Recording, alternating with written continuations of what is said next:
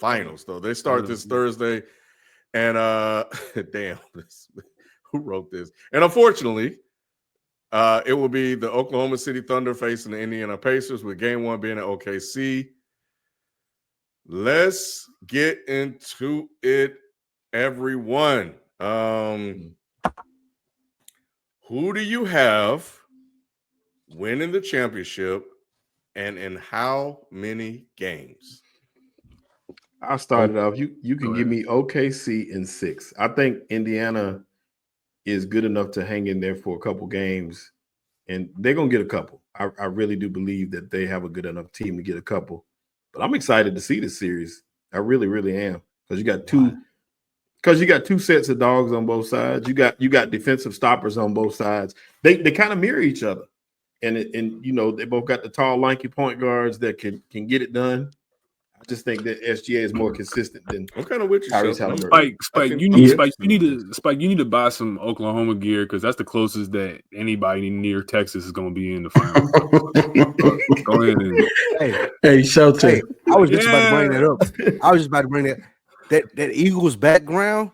Like, you need to be more coherent with everything that we got going on right here. Like week one is in like 2 weeks. So what the fuck? Like, I mean, you need to get that bullshit off your background. October's tomorrow. I agree with you. OKC in 6. I was listening to Jason Williams, the black one, on ESPN earlier, and I 100% agree with his take. And like you said, these teams mirror each other. Just OKC has a better version of what Indiana has, right? Like Tyrese Halliburton, underrated point guard or overrated point guard, whatever you want to call him. He's in the finals, but OKC got the MVP. Gritty white boy that comes off the bench. Yeah, you guys got McConnell, but they got Caruso, champion. Like everything that they have, it's like 1 or 2 steps better than what Indiana has. I could also see OKC winning it in 5 because they're just that much better. You know what I'm saying? I love the matchup, but Indiana's strength won't be as strong against OKC like it was against New York. Like when Indiana was getting fast break buckets off of made buckets from New York, that's not gonna happen at OKC. You're not gonna get them buckets. Now you could play up and down, but OKC could play that pace too. So it's gonna be very interesting. But I got OKC in 6. I got Thunder in 5. I don't think it's going to be a competitive series at all. I think that the Pacers are outmatched. Like I think that what OKC does on defense and how they were able to shut down Brunson and all of the other opponents that they had in the playoffs. Like I don't see Halliburton being that guy to be like, oh, I'm gonna break this down and I'm gonna come out on the end and carry my team to a couple of wins. I don't see that happen. So I got OKC in 5. I'm gonna echo that. I think OKC wins this in 5. Would not be surprised if it goes to 6, but I'm betting on 5. I'm betting on really close games, and I'm gonna always put my money on, at this point, the OKC execution the last 3 minutes. I think that they're going to out execute the Pacers. I think the Pacers are gonna come back in 1 or 2 games and make it really fun. I think they might take game 1 or game 2. So that's going to breed a lot of drama for the series, and I like that. But what these two teams are, you have the number 1 offense in the NBA, in the playoffs, I mean, and then you have the number 1 defense. And I think what FIFO is alluding to is that in the half court, when you as the OKC Thunder specialize in stopping the ball, right? Like, we're not going to let you, and even if you somehow meet in the middle, you're not going to get as many fast break points like the Pacers want to do, space and pace.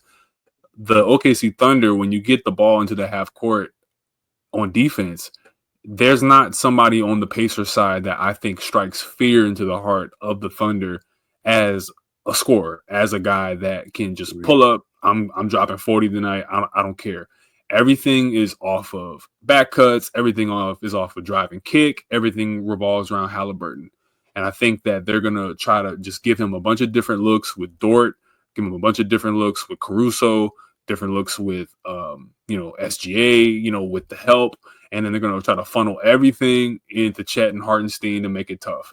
I think Siakam's going to have to be the one that carries the Pacers in a lot of these games because they're going to pay so much attention to Halliburton and how he creates.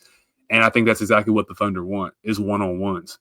So unless Siakam and Miles Turner have the games of their life with some added help from Nesmith and TJ McConnell, I don't see this going further than 5 games.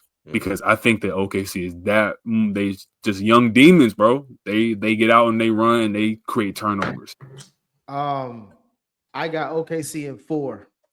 My heart says OKC in 3, but I'm thinking you just sour because they beat the Knicks. Listen.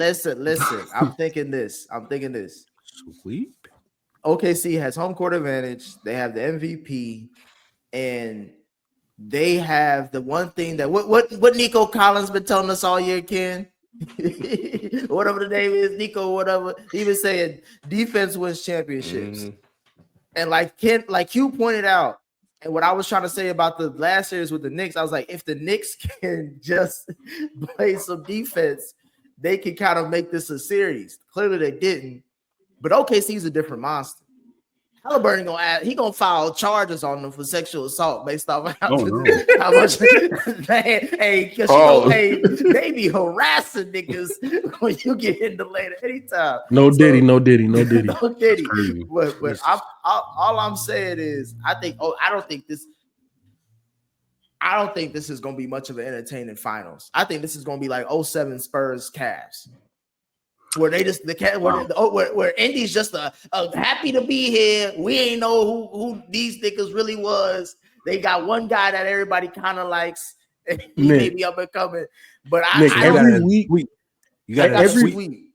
every week you never cease to amaze me with at least one of your takes. I'm just trying to say, like, this is why I'm wanting to talk to you. You can, if you have trouble with your son falling asleep, just have him watch this series.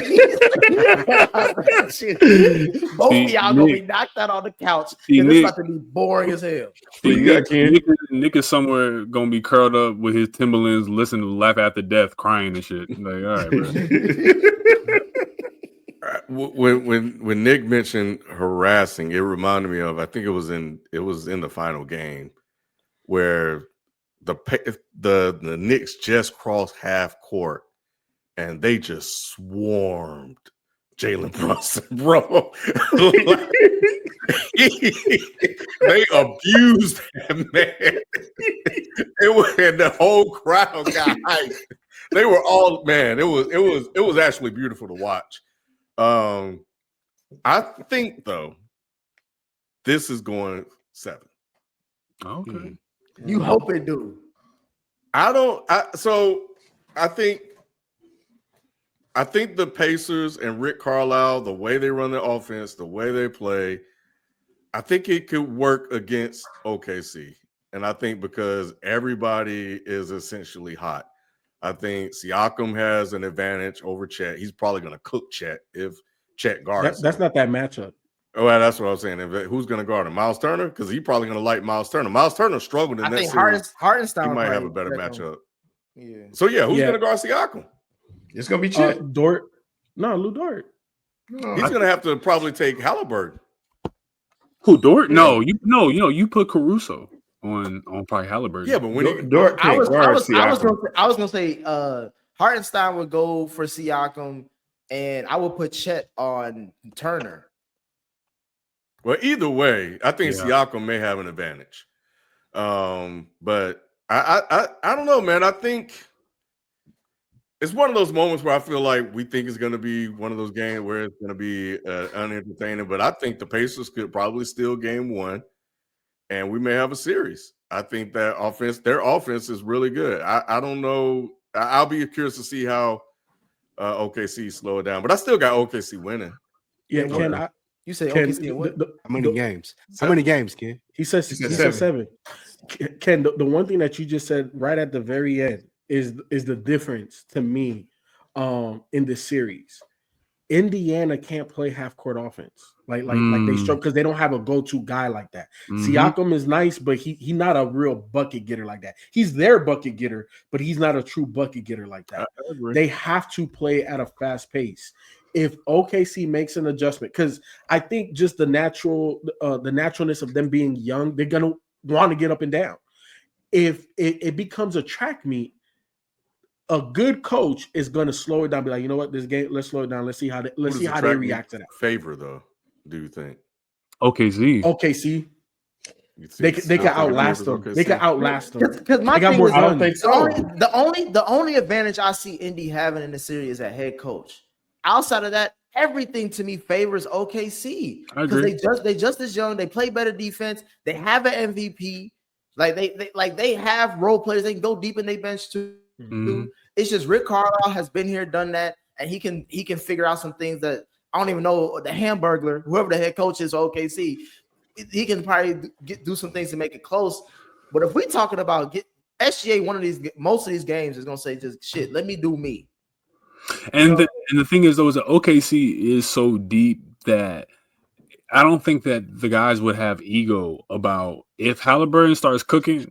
I think that you would immediately go to a defensive lineup with maybe just SGA and Jalen Williams as like your two guys. You would probably put Caruso, Dort, and then probably Hartenstein in to see if you can, slow down whatever Halliburton has going on.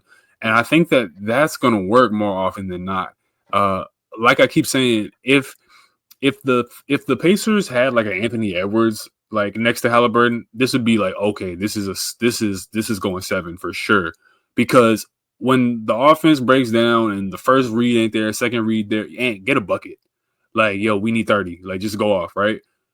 There's no one on the Pacers that of course, because the Knicks broke down because their defensive rotations and they were so tired at a certain point that they just kind of quit. Of course, that the Pacers started just hitting out of rhythm buckets, out of offensive rhythm, off script is what I'm saying. That started to happen, but that was just a byproduct of them running the Knicks dry.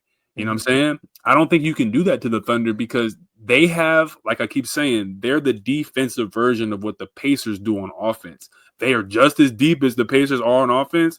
The difference is that I think defense wins championships, and you have two better offensive guys in SGA and in Williams. Hey, Nick, how'd that go get a workout for Minnesota? I keep saying this like they have the same roster, man. I don't want to hear none of that young stuff. If Indiana come out and whoop up on them boys, though, I want to hear that. Hey, listen. They ain't never been here before. You know what? Real quick, Nick. Sheldon, that's such an astute point because I'm not trying to spark up the conversation again. But if they lose, I don't want to hear anything about the baby Thunder because that's exactly what we did in 2012. So, Nah, there's no excuses now. We in the championship. And that's what y'all did this year. Bro, you and FIFO disrespecting them all season long and the playoffs. I'm not disrespecting them. I never picked them, but they're here. So I have to deal with what's here. That's disrespectful. I didn't pick them. Disrespect is like, yo, I think they're terrible. I'm just like, yo, I think they're too young. This is not a normal thing. This is not a normal thing. They were young, and I will still bet that the average NBA fan will stick to that analysis of a young team can't really win like that. This is unheard of, and this is unprecedented. So you got to give respect to it. Ken, I think we win either way because if OKC if they shit the bed, I'm coming after Sam Presti and SGA and all them. And if Indy get blown out, I want to hear shit about who's a Burton. LeVar Burton. I don't fuck about none of them niggas. Like, that's all I'm trying to say. What are you gonna say, Jalen? I guess I just want to see what the supporting cast look like for SGA on this stage. I think it's different. Like I think their run hasn't really had any true pressure to it per se, in my opinion, compared to what the Pacers have. Like, yeah, you can count Denver, but Denver had a bullshit ass like bench. There was no depth to Denver. But I'm looking at the Pacers run a little bit different. So I'm not saying I'm not taking the Pacers, but I'm just interested to see what happens because Jalen Williams is inconsistent. Like y'all can. I mean, he's the number 2 option, and if it does turn into a track meet, like if your number 2 is being inconsistent, that's just enough room for the Pacers to win. So I'm not. I'm go ahead. He could be. Remember when James Harden was in the finals and that changed his whole career? He still accomplished a lot. He still was the MVP, but it changed his whole career. This is where I feel like Jalen Williams can be in that same mold where, like you mentioned, Jalen, he either is going to be turn the page and get better from his inconsistencies, or this is the player that he is. And I think the series will come down to OKC's big 3 with Shea, Chet, and Williams. They got a big 3. I said they big 3. They're 3. They're 3. Yeah, I'm just interested to see exactly how because I mean, they're still a young team, but I don't know if I'm 100% sold. Like I may sound like FIFO and Q. I don't know if I'm 100% sold on like them having like the war wounds. I'm more convinced in that in Indiana than I am. What's Indiana's war room? I mean, Indiana had to go through Giannis. They went through the number 1 team. They had to play I think the Knicks were as good as they made it to the Eastern Conference Finals, and playing in Madison Square Garden, watching Halliburton play on that stage like that repeatedly, that says a lot, bro. Like I mean, that says a lot. I agree. I think that it really is a pick 'em. I'm not going to disrespect nobody picking either Indiana or OKC. It's just I just go back to what I've seen from them making Jokic's game very uncomfortable for him and rendering the rest of that Denver roster like kind of just unplayable at certain points. It really is a pick 'em, and I think that we have to look at the elevation and growth of this team as an outlier. So everyone who called me, contradictory or whatever, I don't think that's a contradiction when new information presents itself. I can say that, yeah, this is an outlier, but I'm still not going to pivot from the fact that the NBA grown men normally win finals. Veterans normally win finals. So this could be the year where young pups finally do it. And that would be crazy to see. And I know they're in the chat talking about Jokic. Like, yeah. I mean, yeah, they beat Jokic, but there was a 6-man rotation basically, and then Aaron Gordon got hurt at the end of the series. Like, I mean, yeah, he's on one leg. So I mean, they took him to 7. Denver should not have taken OKC to 7, if we're being honest about it. Like that team should not. I mean, Jokic is great, but the team, everybody around him, because Jamal Murray barely showed up. Russell was inconsistent. Like they should not have taken him to 7. Aaron Gordon was hurt. And they shouldn't have taken him to 7. So yeah, I hear y'all talking about he got past Joe, but Jokic didn't have. MPJ couldn't even lift his shoulder. Yeah, so and I'm not making excuses for that. I'm just saying we talking about war wounds. Yeah, they got past Jokic this year, but I didn't look at Denver as formidable this year. So yeah.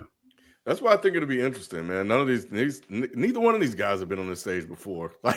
Yeah. So it might be a mess. You know what I also want to say for my coincidence believers is this is the first finals, like we said, that is not going to be held in California or Texas in the last 20-something years. And this is also going to be the first 2 teams that are not in the luxury tax. So it's very much so a tariff NBA finals. So y'all make sure you enjoy this. It's going to be a great time for all ain't nobody enjoying this outside of the state of Oklahoma and India. Nick want to be Nick gonna be cut up with his Hennessy, listening to the infamous crying. Life as a Knicks fan shouldn't be so rough. You know what I'm saying? Cream. You know what I'm saying? I mean, honestly, man. If you enjoy basketball, this is still a good series. Don't give me that bullshit. Nah, it is true. Niggas just want to see fucking superstars all the time. If you enjoy basketball, if that's the